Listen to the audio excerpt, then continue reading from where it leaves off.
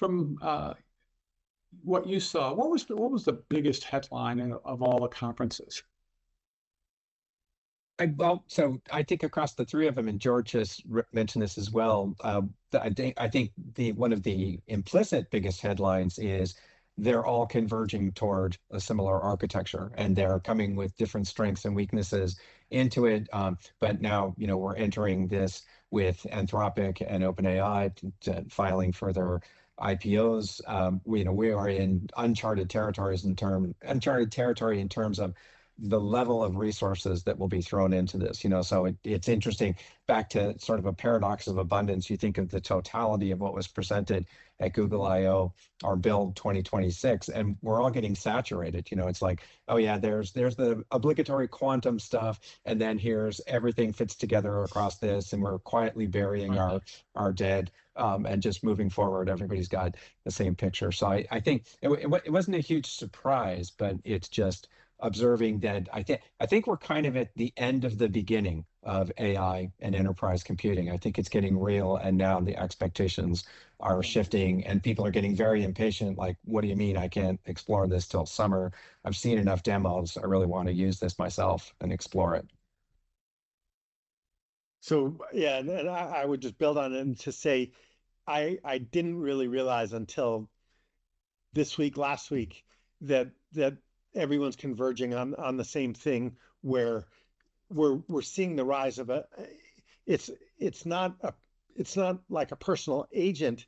It's a new client that's intelligent, and it needs a new back end to support it.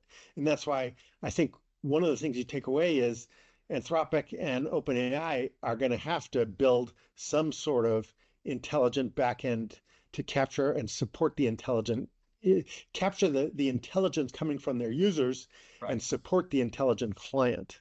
It's funny.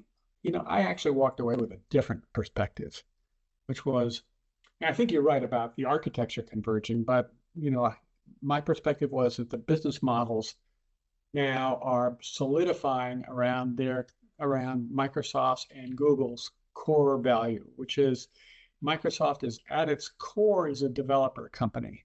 And Build was explicitly targeting developers, clearly, but nonetheless, everything they presented was strictly focused on the developer, and that is where Microsoft's heart is, having worked there for some number of years. Whereas, Google, I thought one of the most interesting announcements I thought at Google was this unified shopping cart.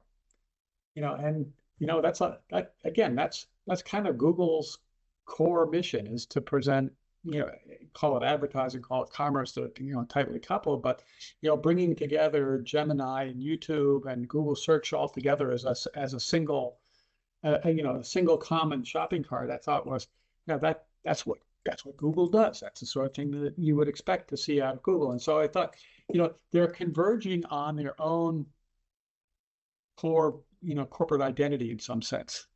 I couldn't let me add one on that, because I couldn't. You articulated much better what I talk about a common architecture. You're talking about how their business models make them express the products and the customer set differently. And the same thing with Apple. I think we'll see similar architecture, but it's now the intelligent client is going to be on the phone, and then they have to build this intelligent backend.